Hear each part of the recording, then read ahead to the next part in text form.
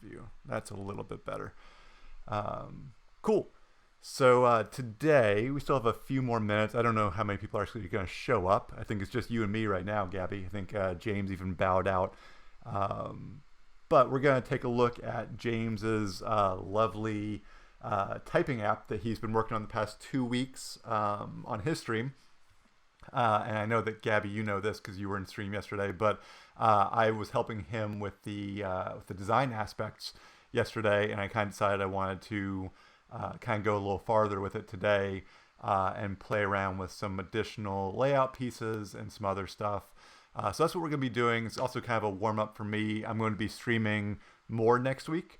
I'm going to be doing just some stuff that I need to get done on some personal projects. I'm going to be working on the podcast website for That's My Jamstack podcast because it needs to be, it's on its own. It's just like a themed website right now, and I kind of want to make that my own thing. And then I'm working on a book, and I want to work on the recipes for that as well as a website for it as well. And both those are going to be using the static site generator 11D and doing a lot of CSS work on that and design work on those things as well. I should probably disable my notifications so that y'all don't have to deal with that. Do not disturb mode. But yeah, so give a shout out in the chat. Let me know that you're here. Obviously, Gabby, hi, how's it going? Thanks for joining today. But also anyone else that's joining in, be sure to leave me a little note in the chat. Let me know if you have any questions. I'm gonna be doing hopefully some CSS Grid today. I'm thinking about using some CSS custom properties, which I made James use yesterday, to maybe do some additional theming, so that maybe there can be a JavaScript button of some sort so that the user can choose whatever theme that they want. And then maybe do some simple animations. I want to make the typography better. So we'll play around with a few different things, see how it goes, and see if my computer dies in the process, because it certainly is struggling pretty hard right now. Let me adjust this a little bit, make it a little bit easier to see everything that's going on, as well as me. I wanted to get Link in there too, but might not be perfect. Oh, Gabby, thanks for listening to That's My Jamstack. It is indeed my baby. It's been around for, I think I hit my 17th week this week. So yeah, that's me. I'm the Brian from That's My Jamstack. Indeed, James, what a small world. It's so weird to me when people are like, hey, I've listened to that podcast. I'm like, oh, yeah, people are actually listening. That's a good thing. So yeah, this is the learn, build, type. Let me minimize the screen a little bit. It's not supposed to be quite that big. There we go. That's more of what I need to do. I should not have quit out of OBS at all. Yeah, James, I just noticed that the chat was overlaying it. It wasn't supposed to. I had a little background thing that was supposed to be happening. We're figuring out OBS, at least on some of these more complex things. Also, if you're watching and you don't follow me, which currently I have 2 followers and they both started following me 20 minutes ago, follow and we'll test out some other fun OBS stuff I've got and see just how bad I broke that. So be sure to follow, and we'll see if that interaction works out. It should. It definitely should. We'll see. Yeah, Lawrence, what are you doing with an algorithm? Logged in for the algorithm. Oh, so that people know. I appreciate that. I definitely appreciate you logging in, even though you can't interact. So thanks for the follow, Lance. Thanks for tuning in. That did not pop anything up on the screen, which is sad, but that's also because my alerts were behind my screen share. Cool. Oh, don't freeze. There we go. So thanks for that follow, Lance, even though it was behind what everyone else can see. So let's go ahead and dive in a little bit and start thinking about what we want to do to James's awesome application here. So for me, the first thing I want to do is I'm going to actually go over and I'm going to get some Google fonts. So I'm going to go to fonts.google.com, and we're not going to use Helvetica New anymore because most PC users aren't going to have that. And that was just something so that we can start playing around with weights. But James has a a pretty good font that I like a lot, and it's this brand font on his website. It's called Poppins. And so I'm actually going to bring that over into this as well. I'm going to grab a couple weights. I don't want to grab too many because I don't want the load time to be super bad. But we know we need a 300 because we've got 300 for our headline. And then I'm going to go ahead and grab a semi-bold in here as well. So I've got a couple weights to have and to play with. So I'm going to grab that. I'm going to link it up with the HTML import here. That's going to let things be cached better. And we're just going to bring this up into our header for James's app and paste it on in there. And that's going to give us access to both of those fonts, which is super handy. Hey Lance, I know you're in here because you just followed me, so you should be active in the chat, my friend. I'm going to go on over to our app.css, and instead of Helvetica New, which is what we were using in the stream yesterday, I'm going to change this over to Poppins. And we're going to go back to our typing game, save this in, and you can see it is now in James's font. It is the 300, but if we wanted that to be 600, if we wanted to make it like super bold, we could do that as well. That's not what I want. I want that nice thin font. But I'm also going to bring the font family, and we're going to use Poppins for everything. So instead of having that on just our game title, I'm going to bring it up here. And I'm a fast scroller, so just let me know if I need to slow my roll on that. And we're just going to have that be our main body font as well. So font family, Poppins, we'll have the font weight be 300. And then for our logo, hey, I already have a cat fight on the stream today. Excellent news. Go ahead and inspect this element. Change my inspector down to the bottom.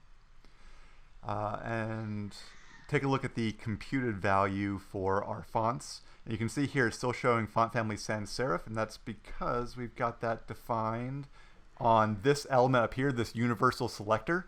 So that Universal Selector is actually selecting each individual element on the page as a selector and applying that font family to it. And so what that's doing is it's not letting the cascade of inheritance work in our CSS. So even though I've got this body font happening, the Universal Selector is actually overwriting that on any font that I'm not directly declaring. So I'm going to delete this entire line here, get rid of that, and our learn build type, let's refresh that, should switch over. There we go. Our learn build type logo is now in the Poppins font as well, in that bolder font style. Let's make sure font weight 600. Yeah, that's good. Actually, if we look down here, the computed weight for that logo is coming in at 700. So I wonder where that's coming from. Let's see if that's a browser default. Yeah, that's coming in as a browser default on that. So let's take a look at our rules. Font weight 600. Yeah, there we go. It just took a second to change over there in our inspector tools. So yeah, so now we have James's font everywhere. Let's see what's going on here. Inspect element, computed font family is Apple system. That's because that's a button.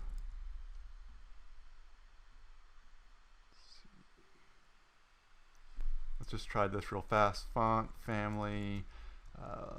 See what happens when we change it over to Poppins and refresh the page.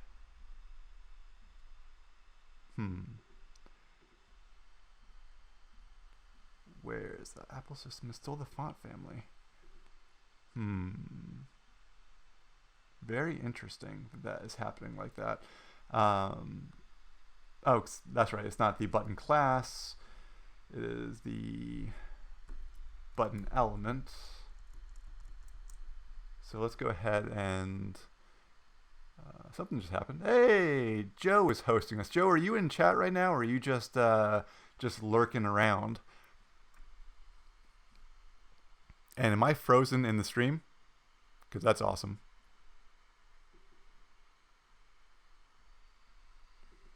Y'all let me know in chat if I am if I'm frozen, if the video is frozen, because it shouldn't be. It's definitely behind. I might have to kill that video and just have y'all look at my beautiful work and not my beautiful face, which makes me a little sad. But let's do that.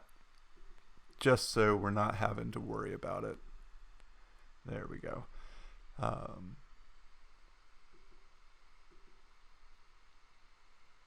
I'm getting all off your frames. Thanks, Lance. I'm still going to kill that video. I think it's slowing me down. If I want to talk straight to the camera, I can always go into a different scene. So yeah, that button is still getting system fonts. So I'm going to come up here and we're going to go ahead and specify that we want our button to follow these rules as well. And that should change things over. There we go. We now have a better typeface for that as well. And let me know if you have any questions about what's happening as we kind of go throughout stuff here. I'm going to refresh this over here just so I've got that going. All right. Let's take a look here. And we're going to start laying out our screens, but first I need to do what James did yesterday and make it so that we're not we are not going to have our games end. So I'm gonna give myself some more room to work over here. Come on, friend. There we go. So I need to come down here and I gotta find in his JavaScript code where he's changing screens. So I don't actually want this to change screens. Let's see if that is good enough to have it not end. Nope, that's not what I want to do. So let's find the JavaScript so I don't have to go into debugger mode. That would not be fun. So display format timer, change screen.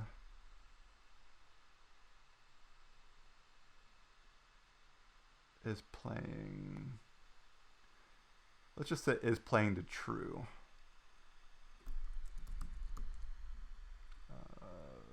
Equals true.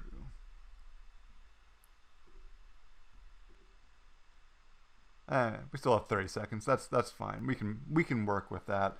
Let me undo those things so I'm not breaking James's app as we go. 30 seconds is plenty of time to start looking at the design of this a little bit more. So let's take a look at the overarching design. And I'm going to convert this over to a grid layout. Oh,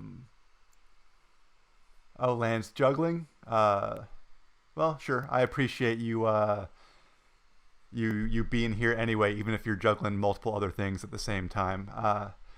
So let's take a look, and I'm going to inspect the element. And I'm using Firefox as I'm working through this because their dev tools for grid are the best. They are the best way of going. So I'm going to go ahead and inspect our area, and we're going to have our game screen, our game window be a grid item, I believe, and we're going to say that we want to have 3 rows, I think is what I'm going to have this be, but we're going to play with that along the way. So let's find our game window. Game dash, let's see. What are we calling this, James? Game window. We don't actually have a game window class yet. So game dash window, and we're going to change its display property from the normal block to grid, and that's going to give us some extra superpowers over here in our screen. The first of which is going to be we can go into our layout mode and see that there is now a grid on the page, and it will actually outline the way that our grid is going to be laid out. And we can see the rows that are implicitly created as well as the one column that is implicitly created by this as well. And then we can go ahead and start defining out the pieces of how we want our grid to be. And so we've got kind of that top right corner with our score and our high score. We have a large area for our typing letter, and then at the bottom we have our timer. And so we want to do a few different things with this. I think we're going to create a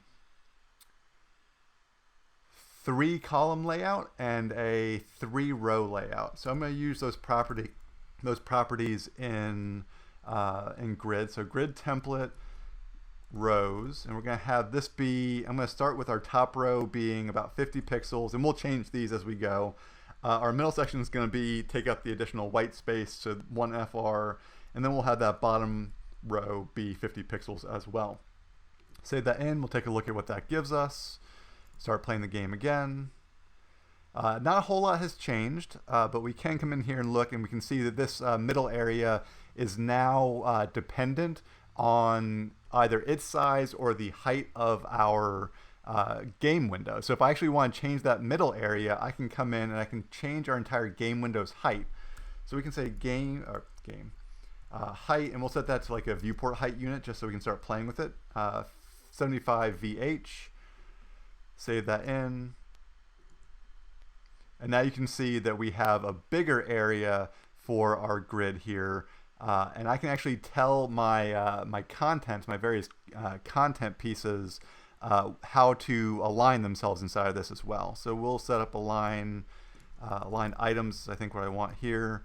We'll have these be centered. So now inside this grid cell, that Y is always going to be vertically centered inside this area. And then we're still using the text line center to center that in there.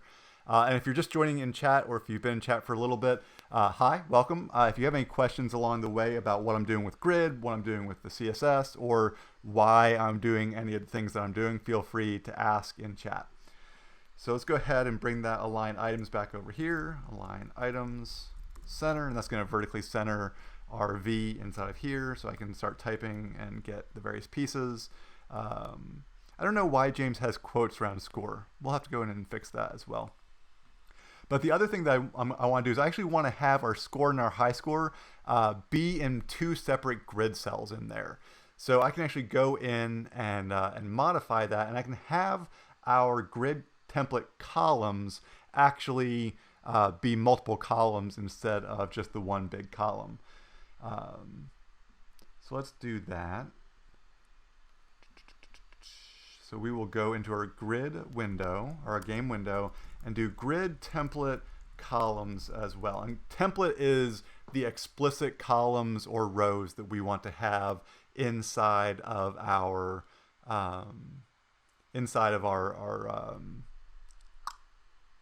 grid. So I'm going to set this up, and we're going to be pretty implicit with it. We're going to have one FR that's going to be the additional white space that we've got in it for our first column. And then grid is such a thing that allows you to bake in your asymmetry. So if you're used to using things like Bootstrap, right? I'm gonna that's frozen. If you're used to using things like Bootstrap, you would normally have like 12 columns, right? And they're evenly spaced columns. But with CSS Grid, with the grid that's built into the CSS specification now, you can very easily go in and bake in asymmetry and have your columns be equal to whatever sizes you want. So my first column is going to take up whatever space is left over from our last two columns. And then we'll start with maybe just having these last two columns go 50 pixels each as well. This is going to do some wacky, crazy stuff to our actual grid in the background here, but we're going to go with it and see what we get. So things are overlapping, things are doing some really fun stuff, and that's because things aren't explicitly placed inside. And you can see that our score high score area is in the first grid cell. Then technically our typing letter is coming inside of our second grid cell, and then our timer is in that fourth one. And so what we actually want is we want the letter or the character and the timer to be in the next rows, if that makes sense. So what we're going to do is we're going to explicitly place those. I need to grab some classes because I don't know what our classes are. So in our game screen, in our game window, we've got our score. So our score is almost where we want it to be, but we're going to have to deal with that in a second. And then we've got our random character and our timer. So we need classes, so this will be class character, and we need a class on our timer equals timer. Again, I dislike having these things be the same, but that's what we got with IDs that we brought with James, so we're going to go with that too. Hey, CSS Grid, yeet. Yeah, all right. I do love me some Grid. So let me know if you have any questions along the way about Grid, because that is probably my biggest area. Hey, thanks for the follow. Hey, Tilly, it's you. Cool. I love that you're lurking in here. Feel free to jump out and say something in the chat. I'm going to grab these classes and I'm going to bring them over to our CSS. And we're going to create them over here. So character, and we need also timer, right? And I'm going to explicitly place these in the grid areas that I want them to go into. So first and foremost, we need to define out our character is going to go on the second row. So grid row is going to be 2. That is the second grid line. And let's see, I'm going to refresh this page. We're going to start over. And now our eye is in fact where we want to go. So now I've got a question for chat. So we're going to do some interactivity. Hopefully the buffer is not so much that I can't get good information back from y'all. But where do you think we should put the timer and the scores? I'm thinking that I'm actually going to maybe move the timer to the top left corner and maybe have the scores in the top right. What do y'all think about that? And where do you think they should go if you were playing this game? Oh, chat's happening. Let's see. Let's get logged in. Apparently you are part. I would completely understand that, Tilly, if you were part robot. I could get that. So I'm gonna also have a cat joining us here in a second. Luckily, there's no video on the stream today. So let's go ahead and play again. I think that I'm gonna move that timer to the top left. I like that, James says. And hey, James, it's your app. So yeah, let's make it a HUD, a heads-up display with the timer and the scores up there. And so we'll do that. So I need to rearrange my grid template columns. So we still want that 1FR in the middle. Or actually, we're going to want that 1FR in the middle. And then we're going to put a left and a right-hand side that are about the same size. So we'll go ahead and do that. I think probably need them to be on the same level, either the top or the bottom. I agree, Tilly. I think having them lined up makes a lot of sense. So let's take a look. All right, so things have gone awry, as you can notice, and that's because I'm not explicitly placing the scores in the high score. So we're going to come over here, and we're going to explicitly place our score as well. Let me find score. We're going to bring the scores. Oh, there are cat claws on my lap. Cat claws on my lap. It's great. It's great fun. Y'all can't see, but it is super painful. So Speeder Girl, yeah, the FR unit is the fractional unit.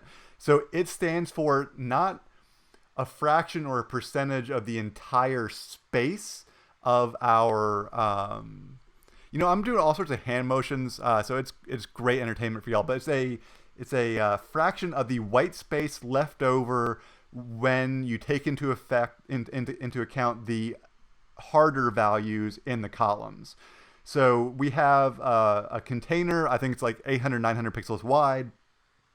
Subtract the 50 pixel from those left and right hand units, left and right hand columns, and then the additional space that's left is then distributed amongst the columns that have FR units. So the FR unit in this case is take up the rest of the space. If we had two columns that were both 1FR, it would split the additional white space evenly amongst those two columns. So 1FR is a distribution of that. You can have 1FR, 2FR, and it'll split it 1/3, 2/3, that sort of thing. It can do a whole lot of stuff. It's kind of like in Flexbox, the flex, grow, and shrink values of 1, 2, 3, but it is, it's not exactly like that, but in a non-technical sense, it is that. It is the best analogy I got for it.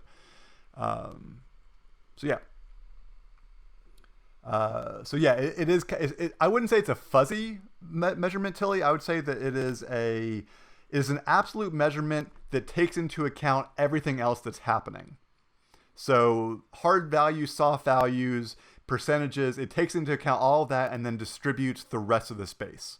So it's still a very non-fuzzy measurement, but it's a fuzzy in that it takes into account everything else.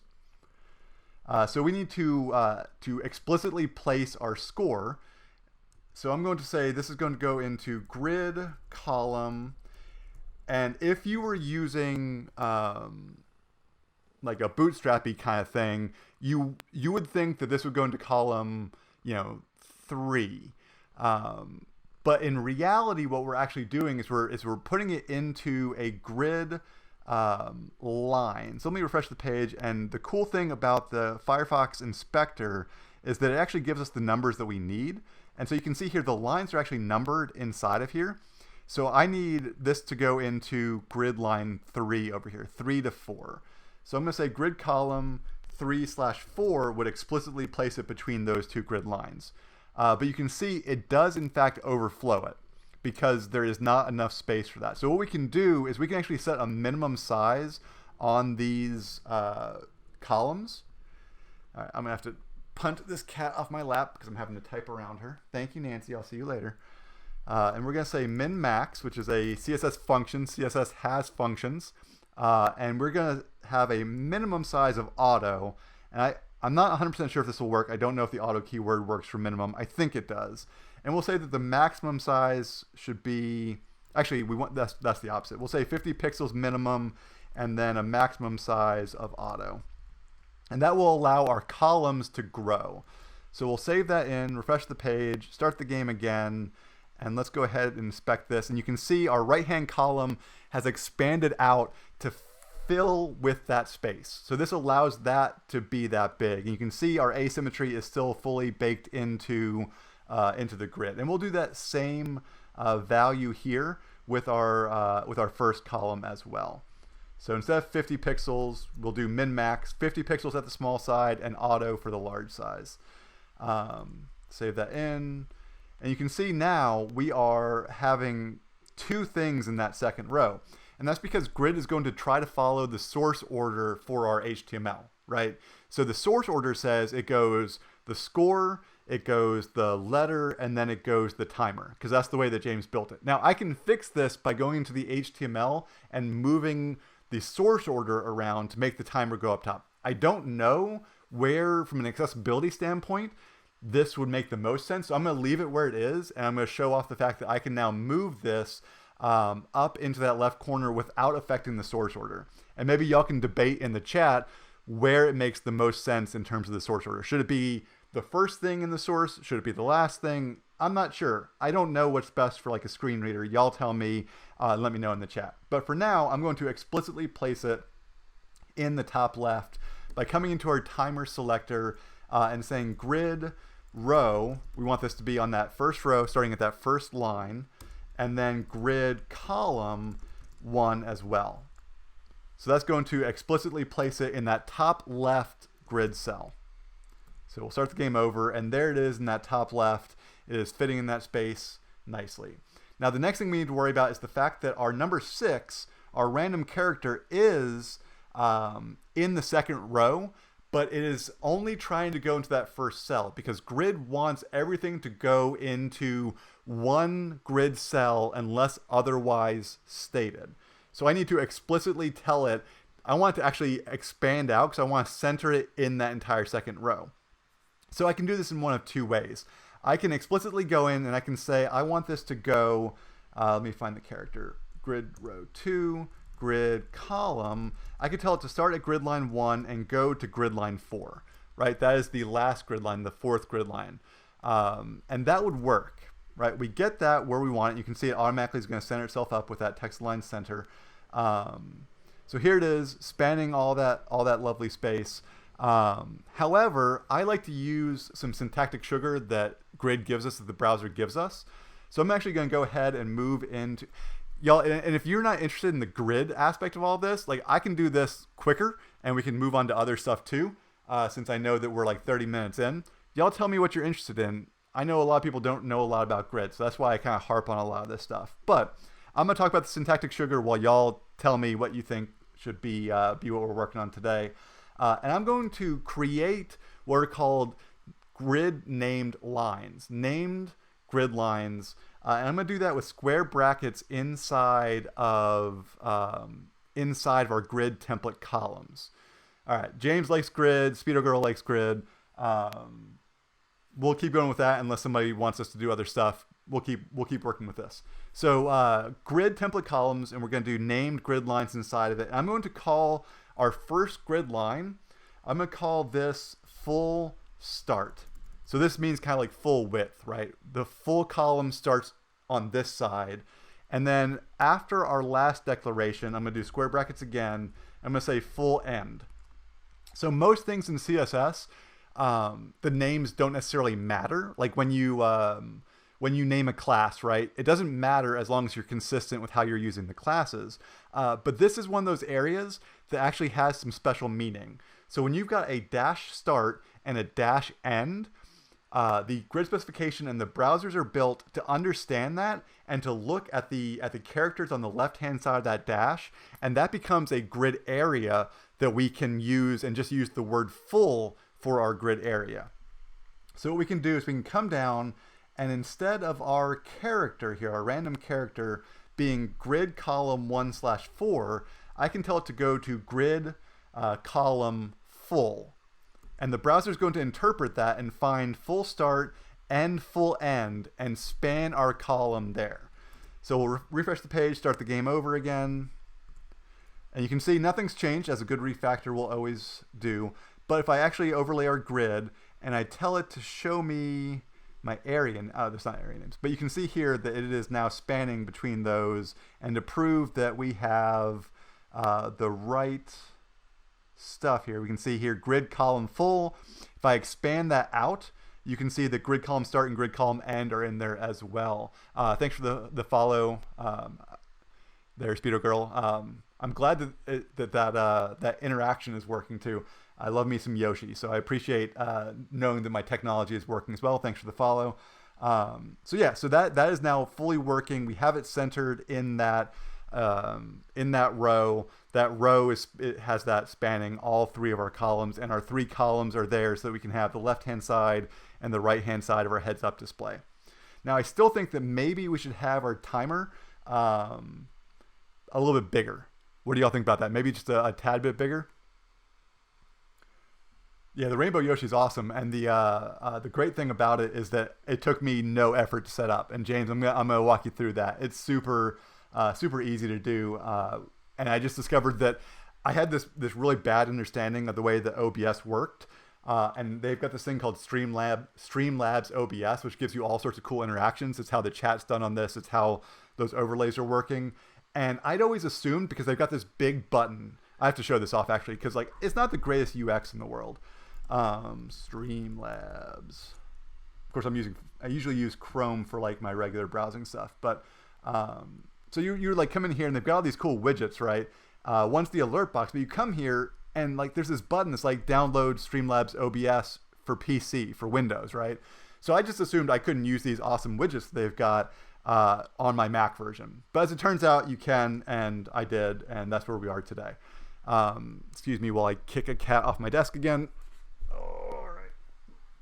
So that's where that's coming from, James. I'll walk you through that. It's super easy, super fun, and it allows some cool interactions on the stream.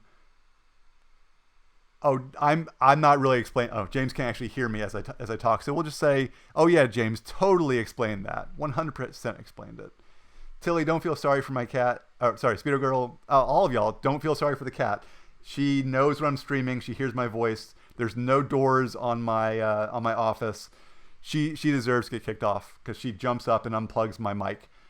My #1 YouTube video has really bad audio because I was streaming and she jumped up, slightly unplugged my mic, and the first 8 minutes were nothing but static. Anyway, so yeah, so what were we doing before I went on that tangent? Let's take a look. We were gonna make make this timer bigger, right? That timer could use a little bigger size. Thanks for not caring about the cat, Lance. I appreciate it. She is super well taken care of. Don't y'all worry. She stays in my lap almost all day, every day. And she has a whole tree next to me in the office, and she still stays in my lap. All right, so our timer, we're going to go ahead and set our font size to be a little bit bigger. Font size, I don't want it to be too much bigger, maybe 1.25 rem, right? And if you weren't in stream yesterday in James's stream, a rem is a root value. It's the root m size, which is the font size declared on the root element of the browser. So the HTML element of the browser, in our case, HTML is up here. It is set to a font size of 1.1 m. That 1.1 m is the browser's default times like 10%. It's 10% bigger than the fonts in the browser would normally be. And we do that, instead of setting a pixel value in that, we're doing that to allow, if a user were to go into their settings and set a default pixel size for their fonts, that will inherit their font size to start off with. And then I'm going to make that a little bit bigger because I want it to be a little bit bigger. So now we got that to be a little bit bigger. I want maybe slightly larger than that as well. So we'll come on back down to our timer. We're going to make this, I think 1.5 rem is going to be too big, but we'll give that a shot. Nah, that's not too bad at all. So that's running up there. And then we're also going to maybe make that bold. Let's take a look. Font weight. 600 was our bold font weight. There we go. So now we have a heads up display. That's a little bit bigger than the score. Hey, got score 1. And then as I go, that iterates.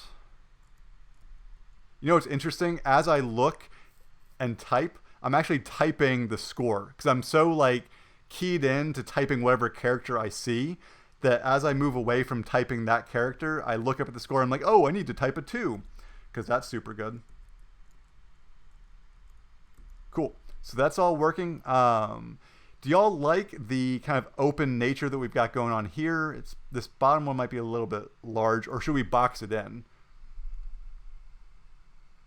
Tilly, you are 100% correct. So Tilly says, I think CSS feels really complicated because it's so relational. It's relational, and it's relational on things that we don't, as developers, always control, right? So I don't know what the user has done to their browser. I don't know if they've added additional font sizing in their preferences. I don't know what their screen size is. I don't know what their browser is. There are new tools in CSS that allow us to control that a little bit. But yeah, that is CSS syntax tends to be relatively easy, but the complicated part and what makes CSS hard is that complexity around I don't know who I'm designing and building for. Tilly says no box is fine. I tend to agree with that. Ready to start typing. Let's do something with this this start screen because we have gone awry on the start screen as well. With all the stuff that James kind of did yesterday. Let's, what should we do here? Let's get rid of that high scores button to start with. And maybe we'll move that outside and it can kind of be its own thing underneath our game window. Like, I feel like the game window doesn't need the high scores in it. Or maybe we can move that HUD. Like I would maybe refactor some of the HTML in here. Center everything or align all left. Are you talking about for the start screen? Yeah, no, I definitely want this centered. Is I think kind of how I want it. If I were to box this in, I think that would work out better for making this left side of the screen. I think since it's this kind of open feel, I do want everything to be centered, and it was yesterday until James went in and added our high scores button. So let's actually move our high scores button out of this area. And let's see how bad I break James's code right here. So let's move that out. Nothing has changed. All right. Where are you building all this? We got the start screen. Oh, I see what's happening. He's got screens. We need those screens inside the HTML up here. I'm going to move our high scores button out of the main area, out of our home screen, and have it just kind of be a floating button down here for now. Let's just get it out of the way. Let's have it be hanging out down here. There we go. And let's go ahead and make sure our button and everything down here are centered aligned. Bring this back on up. Let's see what we're working with on our home screen. We haven't taken a look at this yet. So we've got two things. We have our game title. Our game title is a block level element. It's got text line center, and that's how that centering is working. The button, however, by default in the browser is going to be display inline block. And we've got this CTA on it. Margin auto should be helping us out here, but it is not for some reason. And this is kind of where we left things with James yesterday. So let's see if we can debug why that didn't work. I mean, I can say text line center. That doesn't help. Let's see. Margin 10 pixels auto. All right. Let's display inline block. If we make it display block, things get better because it goes to be full width, and then it has that width set on it by the browser. So we might just do that. That might be the easy way of dealing with it. It might not be the right way of dealing with it. But this is kind of bugging me too. This doesn't feel quite centered, does it? What is going on there?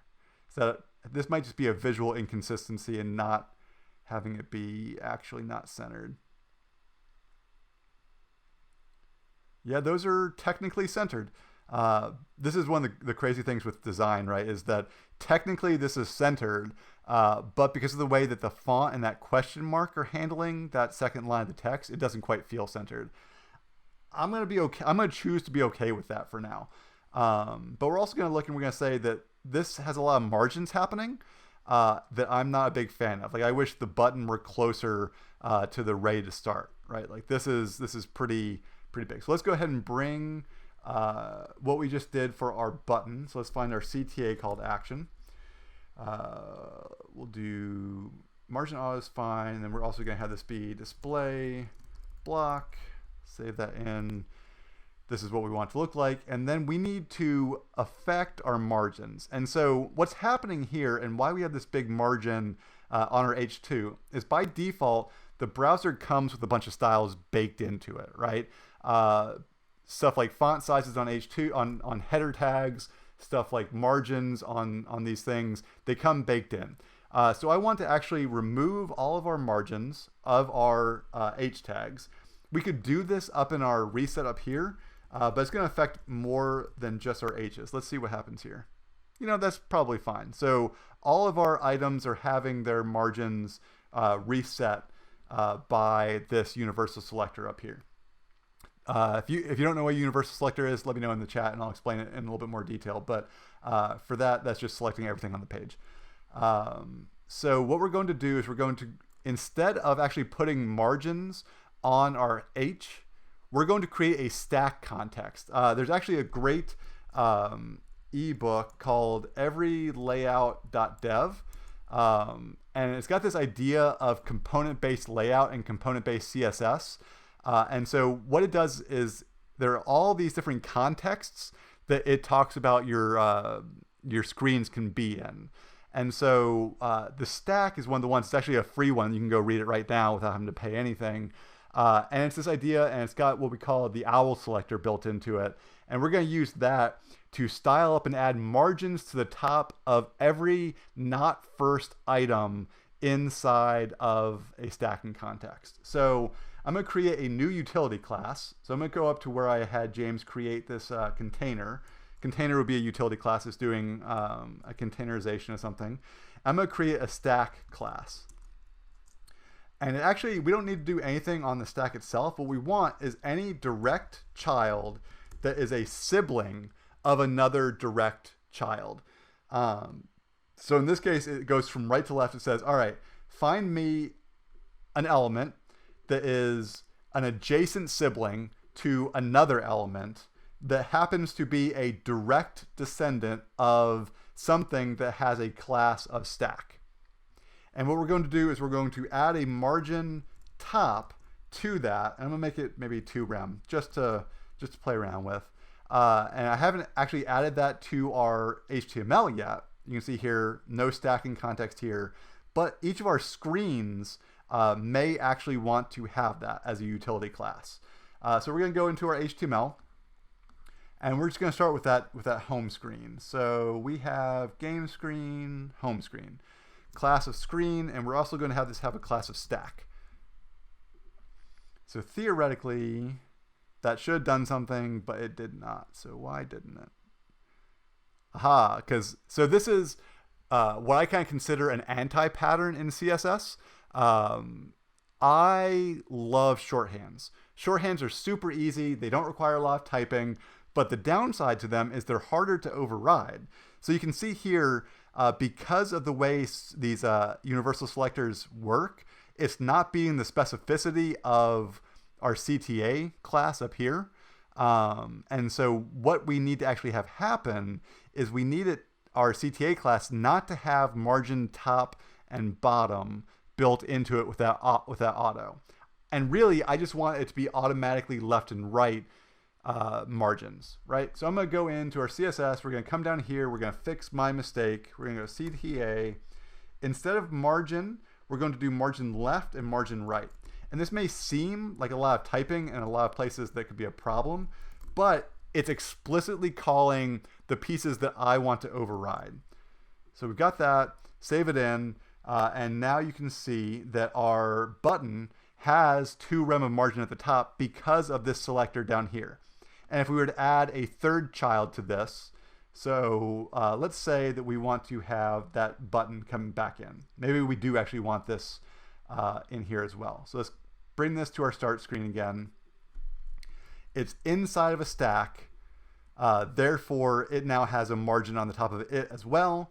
And let's go ahead and have a utility class for centering our buttons too. So let's have our CTA have a center button class, or maybe just a centering class on it, and we'll bring that to our button as well. So we'll have a class of center, and we'll come into our CSS, and instead of having this margin left and right auto here, we're going to move that because that's not styling the CTA. Like, divorcing your concerns here will make your CSS much more maintainable. So if I were to actually have this and then append margin left and right auto to something else and do a font size and all this and that and the other, it makes it less maintainable. So what we actually want is we want a centering class, and we're just going to have that be that margin left and right auto, which I'm going to copy and paste, cut and paste out of that. So we move that, and then let's take a look and see what's happening to our secondary button down here. Margin left and right auto. We also want this to be display. I really think inline block should be working on this, and I'm a little perturbed that it's not, because this is not the way it should be working with that width either, which concerns me. Any questions in the chat? We got like 15 minutes left, and I can do all sorts of other stuff, but now we've kind of got this centered column. Let's do something with this high scores button. I don't actually like it being this this type of button style. I am actually very concerned about the way this button is not going full width, which is interesting to me. Let's see. Box sizing border box, got the margins in there. Let's take a look at the computed styles. See, there's not actually a width being set on that. When I change it to display block, it should be going full width, which is why I'm concerned and why I'm scanning through these computed styles here. Let's get browser styles built in here as well. Come down to width. Yeah, see, the browser is calculating that out, and it's because it's a button, and I'm not sure what to do about that. It should not be doing that, and I'm kind of curious as to where that's coming from. So let's Google that. HTML button not full width when display block. Let's see what we get out of a Google for this. Yeah, with display block not stretched. Let's see what good old Stack Overflow has to say. You can add padding to a div container. I don't want to do that. I don't want to apply a width of 100%. So that's the thing, like this is the solution, right? I can very easily add a width 100% on that, but that's not the way that the browser should work. The browser should, when it's display block, do that for me. Elements that are display block should go full width. And so there's something else that's happening in here that's affecting that. Let's see. I could very easily turn this into an anchor, and the anchor would actually respect all this. However, this is really a button interaction because it's changing state on the page. It's not linking to another page. So it is much better as a button than it is as an anchor. So that's what I'm trying to avoid doing. See, that's doing that, right? And that's display block. And it's real easy. I can width 100%, right? Like that fixes it. That's not what I want. Yeah, that's gonna bug me. That's gonna bug me. Any thoughts in the chat?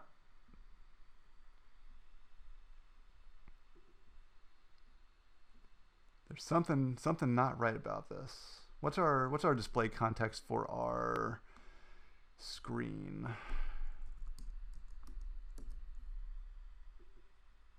That. Okay, that's display inline block. That's block. There we go. That's interesting. So if we take a look at it, right, this was, what was this?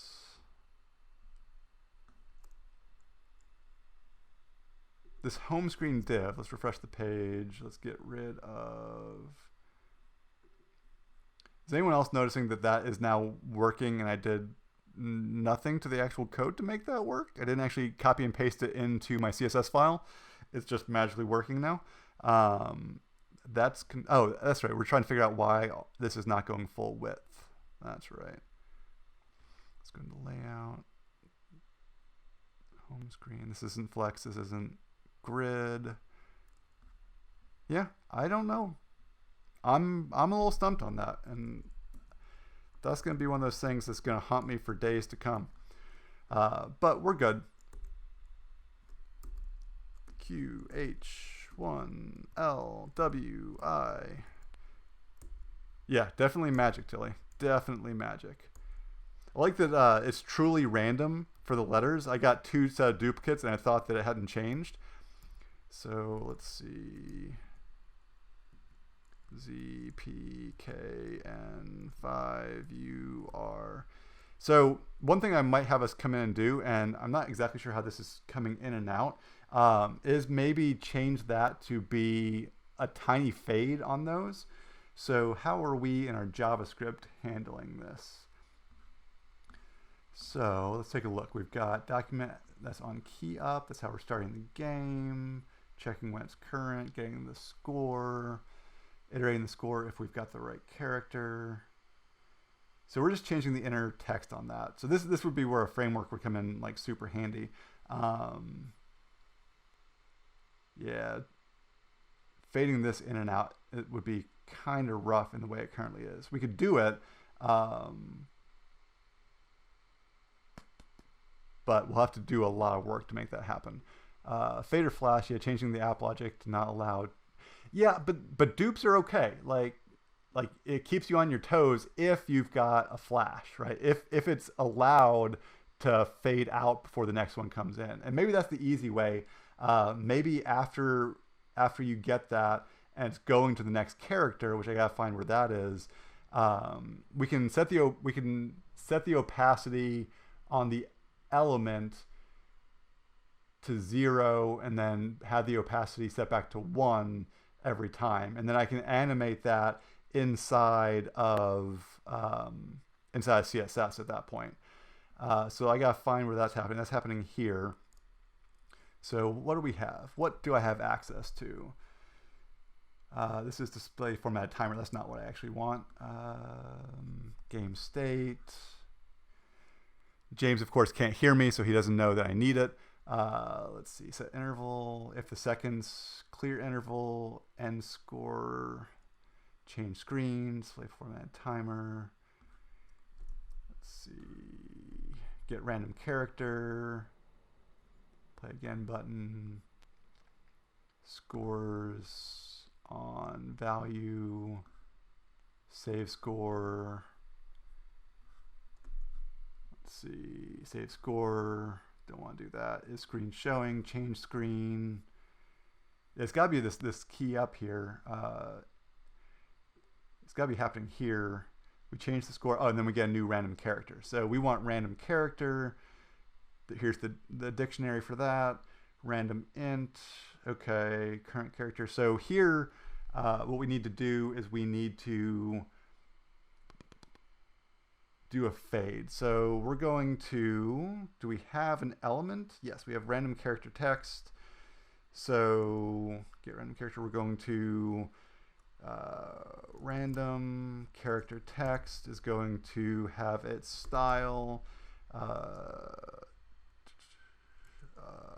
opacity changed for now to 0. Let's do single quotes to stay within that.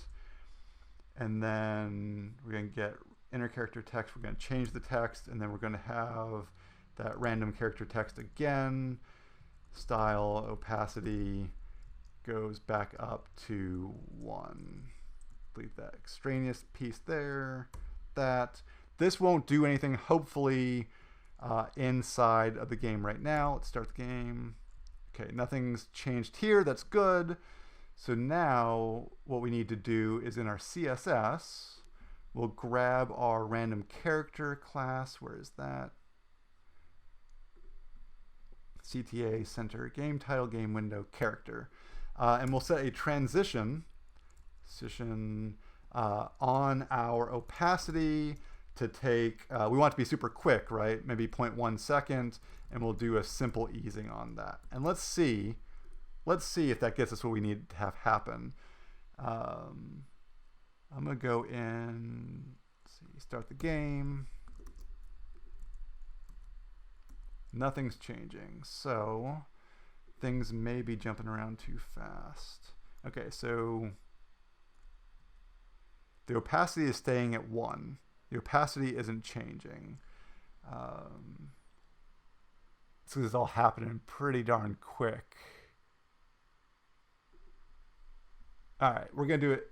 We're gonna change our logic on that. We're going to use toggle in our JavaScript. So we're going to class list, so random character class list, toggle, let's see, it's a method, we're going to toggle the class, show, and that, I guess this would actually be hide, and then we'll toggle it again down here. Class list, toggle, hide, back off. All right, nothing should change over here. Let's see if this works. All right, this is all working fine. Is it actually toggling that class? It is not. Do I have any errors? No. Let's see, let's echo out. So console log, just to add more console logs in here, right? Random character, text, class list. Let's just do that, there we go. Save that in, start typing.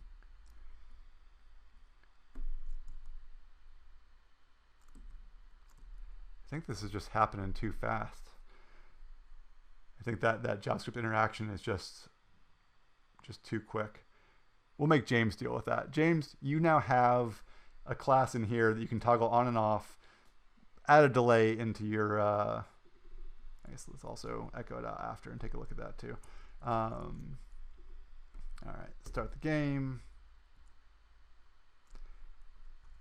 Yeah, it's just happening way too fast in there. All right. James, you tackle that.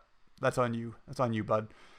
So any questions about the stuff that we did today? I know it didn't get as far as I kind of wanted it to. I guess one thing I can do is start laying the groundwork for a different theme. If y'all want to stick around to do that, we can definitely do that. Right now, this is very much the learn, build, teach theme, but I could actually start laying the groundwork to make it like a retro, pixelated kind of thing with maybe like a black background, green text, like it's in console. Maybe do a pixelated font for all the fonts. Theoretically, relatively easily using CSS custom properties. So I'm going to take a sec. Y'all tell me if that's something you're interested in chat. And if not, we'll just call it a day and maybe do some more on this next week. Maybe on Tuesday, I'll do this instead of working through some of my other stuff. But next week, if you're interested, hopefully most days I will be doing a stream of some sort. I said at the beginning of the stream before everyone else kind of got in here that I'm going to be working on the That's My Jamstack website, the podcast that I run, that'smyjamstack.com. Right now it's using a great 11D theme from a guy named Andy Bell called Hylia, which is like super awesome, but it's not mine and it's not really... it's not the way I write things, and it's super extensible and it's super like hands off. Like you don't have to do anything on it to make it work, which means it's a little bit more complex than I want, and I want to add functionality, and I also just want to make it simpler.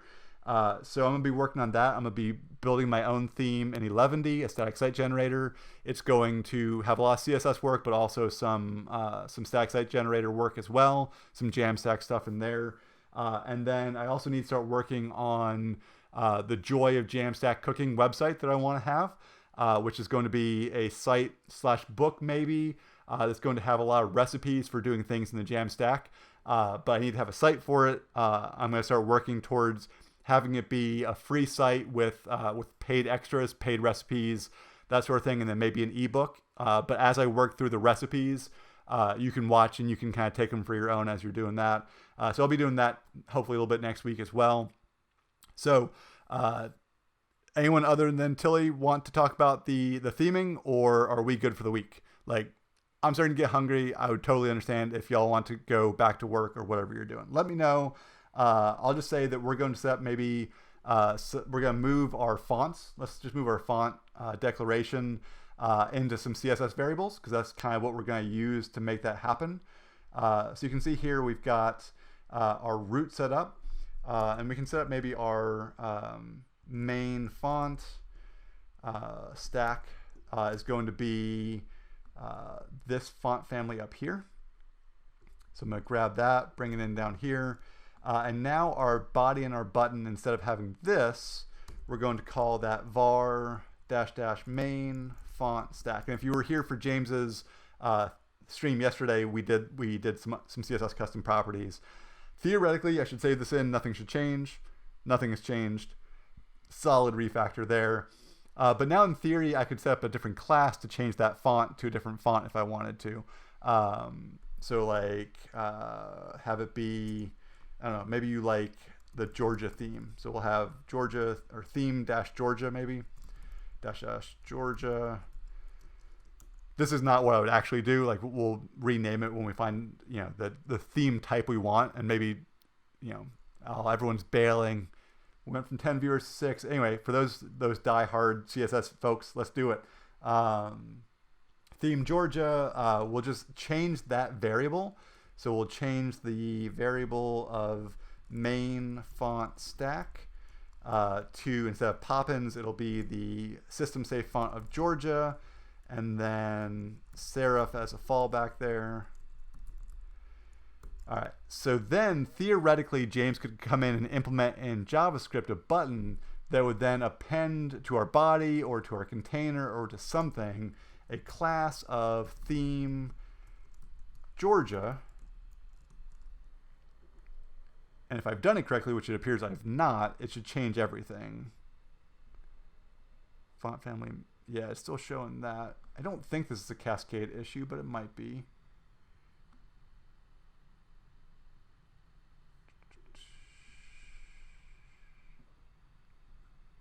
Yeah, it's still pulling in the old font stack, which is interesting to me. Poppins, Arial, Sans Serif. Should be picking this up. Did I spell everything correctly? Is this the correct class that I gave my HTML? No, I used Beam syntax. So there we go. So like just with that one, yeah. Thanks, James. Thanks. I love that delay because you came up with the idea right as I did too. So now it switches it over to Georgia. So we could very easily go grab another font from Google Fonts and have that change out as well. James, are you actually listening now?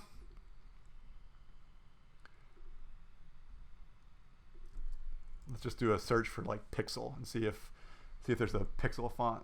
Like we could do this one, right? That's hideous. Oh, it's not on. I want only Google Fonts, yo. Give me the Google Fonts. None of these are Google Fonts. Interesting. I don't know. What else might it be called? Old? Let's just scan through and see if we see something that, no, none of those look great. Let us limit our, let's do a filter. We'll do categories. It's probably a display. We'll leave it at monospace. Let's just look at Monospaced Fonts. Anyone know of a good pixel font that Retro? Retro is not a bad one. Let's look up Retro and remove display font. Yeah, retros are in here, Tilly, but they are all external font foundries. So let's take a look at Monospaced Fonts. We'll just look at Monospaced Fonts and pretend like that's good enough, right?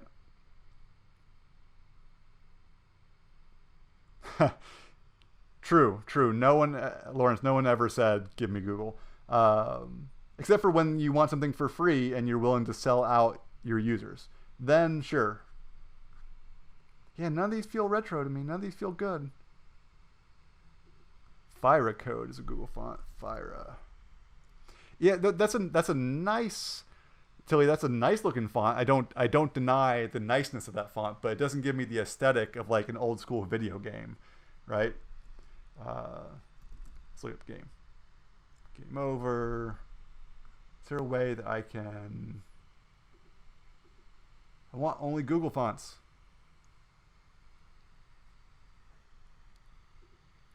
Google Fonts has changed. This does not look like, let me make it bigger.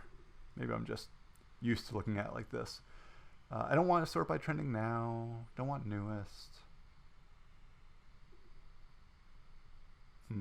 Yeah, there's only 977 font families on here now. Have they reduced the number of fonts they have? That's interesting. Well, maybe you're fancy. Let's find a good cursive font. We'll make it instead of old school. We'll make it fancy, and we'll maybe put like a beige background instead of the gray background. That we can do. So let's limit our search to handwriting fonts, and let's find something that looks fancy.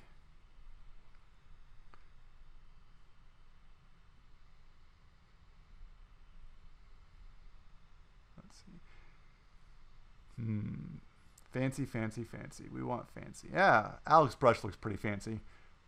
So we'll add that on in to our font stack. We're already at load. So James, for you can come in and maybe have this dynamically load the different fonts instead of going all out and having both loaded on page load. But for now, for the end of this stream, we'll have this come on in to our HTML to bring both of them in.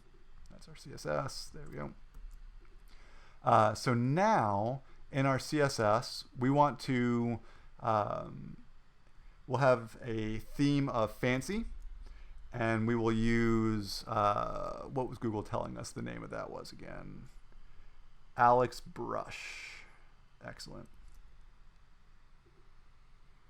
It's James. You can basically you would reload that dynamically when somebody clicks whatever button it is. The easy thing is like I'm setting up these variables for you so that like you just append a class. The hard part's going to figure out doing it performantly for the font. So Tilly, the reason I was looking for only Google fonts is two reasons. Yes, free, and also I can get them via the CSS and just copy and paste. I don't have to host them in this app, which would be a pain to do in a short amount of time. So let's see. Theme fancy, we're going to change this to Alex Brush, and instead of serif, this will be cursive as our fallback. And nothing will happen here. We'll take it on back to our pop-ins, and then what we can do is we can append this class onto our index.html to prove that it's working. Get rid of this. And now we have fancy, and let's also change that background color to be like a beigeish paper, like we're writing on like super old calligraphy paper from 1600s. So we can also come in, and this gray variable, not a great variable name, and I apologize, James, that's totally on me. We're going to bring this in, and we're going to change our gray value to be, I don't know, let's find a CSS color value we like for this. CSS color keywords. Come on into, oh, I don't want the actual spec. That's no good. All right, let's see.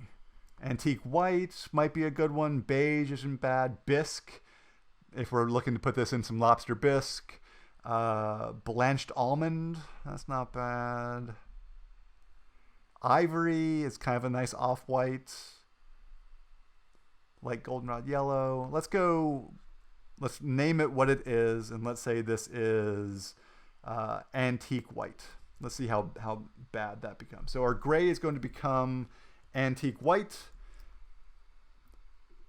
And now we have antique white as our background. And if we were to not have that class on here, it would no longer be that, right? It goes back to the other theme. Let me make this a little smaller so we can see the change happen kind of in real time. So now in JavaScript, there's a hook. We just change the class and we're good to go. Save that. Changes out. Obviously, you'd want to probably affect some different spacing and font sizes because fonts are kind of terrible, to be perfectly honest, but very easy to kind of do that. Tilly wants lemon chiffon. Let's see what that looks like. Lemon chiffon. Great thing is VS Code actually knows what that is. So let's go ahead and yeah, that makes me feel like I'm going to go to a fancy dessert party to type. So yeah, that's all we have to do to change the theme out. Because we set those things in CSS custom properties, it's relatively simple to then on a class change all those things at once, and you're not having to modify like 5 different selectors to do what we want, right? And this would be said for all of them. And you could even go in and set font sizes based on custom properties as well, so that we can change those on the fly as well. But that's maybe beyond the scope of already running 10 minutes late in this stream. Any questions about that? Anything y'all want to talk about with that? Anything y'all want to see on the stream going forward? Because James has kind of inspired me. I'm going to start streaming more again. I really liked being on the stream yesterday. I'm going to make a concerted effort to be more active. Next week, I'm going to try 5 days. Actually, 4 days, because I think my son's out of school on Monday. I'll have to check on that. But next week, every day that I'm not spending with my son, I'll do some sort of stream. We didn't do responsiveness, but you know, James, this app as it stands right now is responsive. Let me remove this. It just stacks perhaps too much, but it's a responsive app. Like this works out like well responsively. I can do what I need to do. The thing that you'll need to do, James, is make it so that somehow we can play it on mobile, where there are no keys. Let's see how good a score I can get as the last thing that we do today. 1P WBQA Z2WX 1U0 SANIYJ 37. That's respectable. Let's see. Yeah, and so James, actually we might be able to even do a simple thing with that real fast. No specific topics from Lawrence. I'd like to see getting this all the way to the Play Store polished. Yeah, like PWA support, James. Like, let's do that. Because you know what? If you get it into the Play Store as a PWA, then you can actually also get it into the Microsoft Game Store too, because they accept PWAs as well, progressive web apps. So right now, like you could just do that with a manifest. You'd be pretty close already, and then have it, actually. This stuff would all work locally, right? Like this could be offline super easy. Just store the HTML and the JavaScript, and the dictionary is already in the JavaScript, so that wouldn't be that big a deal. So yeah, anything I can do to make the stream better. Anything y'all would like to see? I would love to get my face working. I probably just need to buy a webcam and stop messing around with the iOS camera app. That just adds a little bit too much stuff there. Real fast, since James was interested in making the fonts a little bit better. We can actually, since we had this font size set up here, we can change this to a calc. So let's do calc, and let's do 1M plus 0.25 VW. You don't want to do font sizes really hardcore in viewport units, because again, that's not great for accessibility. But if you do a small one, now as we go, it actually will grow and shrink to a degree. Let's make it slightly more just so we can kind of play with that. Maybe make this 0.9.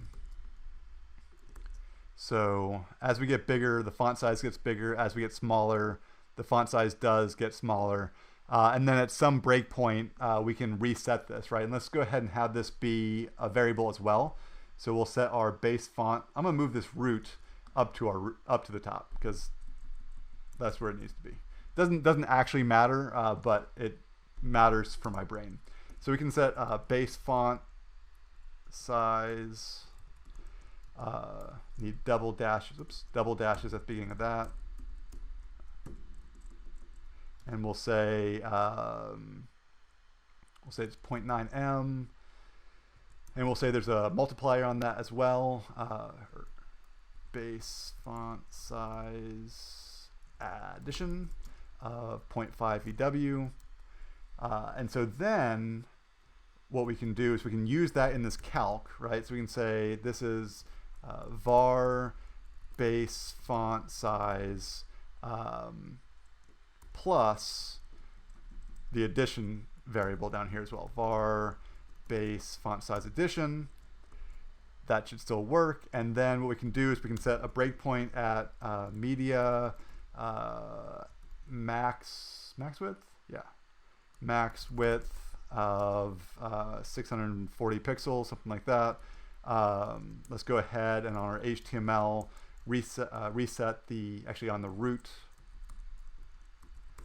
we will reset some values. So we'll reset our base font size to be 0.5m, and that's a base font size. That's fun.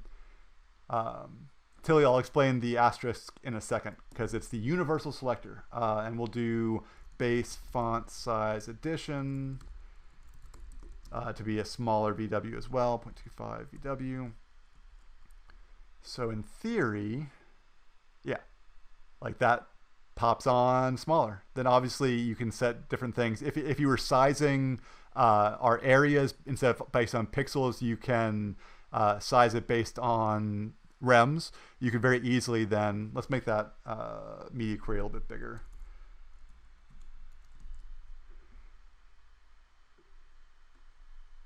So now we have a fluid type, and then we get to a certain point and it shrinks pretty dramatically. And you can adjust that. We can, you know, have that be about there. So it is now a responsive typography for you, James. And again, with the power of these variables, it's as easy as just changing out those variable values. So yeah, Tilly, as James said, it selects everything. It's called the Universal Selector. It's an asterisk, and what it does is it literally selects every element type on the page. It is a selector that's going to hit every HTML element, but it adds that as if it's adding it to that element. So we ran into earlier on the stream, I think before you got on, we ran into an issue where we were setting a font family, I think, on the Universal Selector, and it was actually overriding my my body font family declaration down here. And that's because the way inheritance works in CSS, if you put it on an actual element for a font, it can't inherit from its parent anymore. So this would be the element, and that would break our inheritance for our font family, and that would end up being problematic in terms of wanting the cascade of inheritance to work properly. But super handy for like doing resets. Like you'll see this at the top of every CSS reset in the world, or every CSS normalized. You'll see something happening on the Universal Selector. Follow-up question from Lawrence. Why do you need HTML and that? That is an excellent question, Lawrence. So the HTML element is the absolute parent, right? So the HTML element is a parent element that allows for things to flow down in terms of inheritance. Things that flow down in terms of inheritance are things like font family, font size. I'm trying to think of other things, but basically anything that inherits from a parent can inherit from HTML. Asterisk is the individual element. So the asterisk will override anything inherited from a parent, including anything inherited from HTML. Does that explain your question, Lawrence?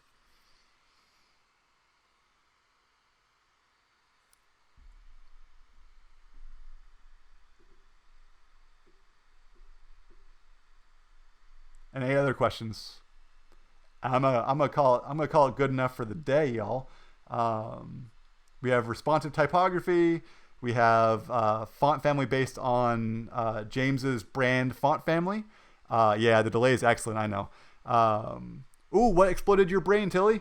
I need to get like a shortcut and have like an explode GIF happen when I see somebody say that, so I can just hit it and go. But yeah, so responsive typography. James, your stuff is set up now to have your brand font, but you can also have it change out if you append a class of theme fancy to your body. And I think this is not bad for one morning's short stream. Yeah, Tilly, the overriding and inheritance and selectors is definitely hard, but it's super powerful. Like if you dig into it, you can do a lot of very, very powerful stuff, and a lot of good defaults. So a good way of thinking about CSS is providing as many simple defaults as you can, and then only overriding when necessary. So it's hard to kind of get to that point where you're doing that, but it can be super, super helpful. Like I really like it a lot. And James says Thingamabobs should be the formal documentation. It totally should be. So yeah, it's something to spend time with, Tilly. It's not something that you get overnight, and you get it by thinking about it a lot and using it plenty. That's important. But the more you kind of think about it and like, does this happen in the inheritance chain? Yes or no? Does this happen as a selector override? Yes or no? Because there's multiple levels. There's actually a great CSS Cascade. Let me see if I can find this real fast. I don't know. It was just shared really recently, so it might not be. Here it is. Yeah. This is the CSS Cascade, or how browsers resolve competing CSS styles. I'm going to put it in chat. This is a super, super, super, super excellent read. And it's going to explain everything from inheritance to specificity to the cascade, kind of all in one go.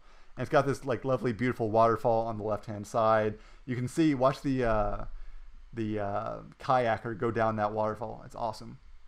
So it explains better than I can what's happening. You can see it's got the different origins. So did it come from the website, from the user, from the browser, and then like how this all works. It is so good. And then it also like has these like examples, and you can vote and see the answer. So like, fight me, does the P with a color of sandy brown win, or orchid? Let's see, fight time, which rule wins? The website style sheet or the browser default style sheet, right? If I change color, it is the CSS, right? It's the CSS that you define, but that isn't always the case. If you were to set HTML color of sandy brown and the browser default was P orange, that breaks the inheritance by specificity. It's a whole thing. It's really interesting. You can play around with it. You can like decide which one's which one wins. So yeah, I highly recommend this resource. It is insanely great. That's it for me, y'all. I'm at like an hour and 22 minutes. My voice hurts a little bit. It's been super fun. I appreciate y'all coming out. I'll go back to like me view maybe and like see if I can get the camera working again. That's me from like an hour ago. So that's super fun. I'm definitely.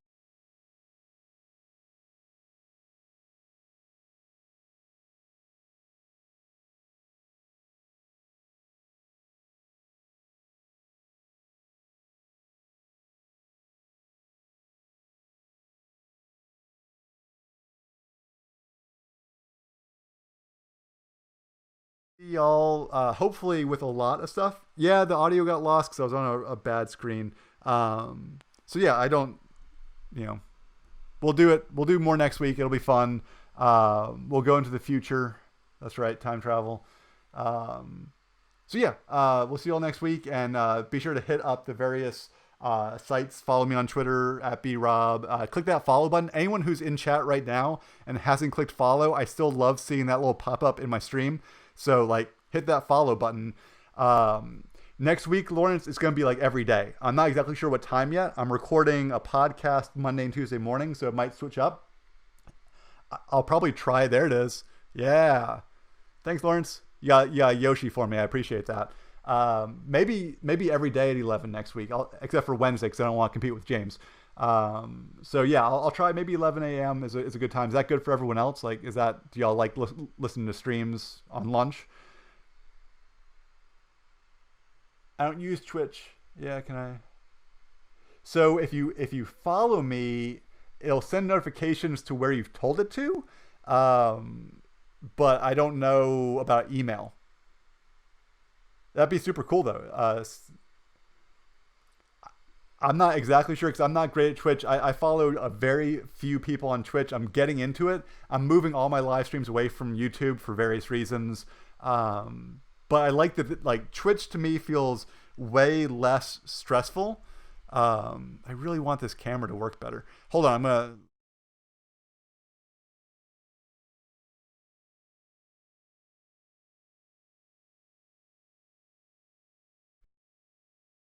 I can get that camera to work.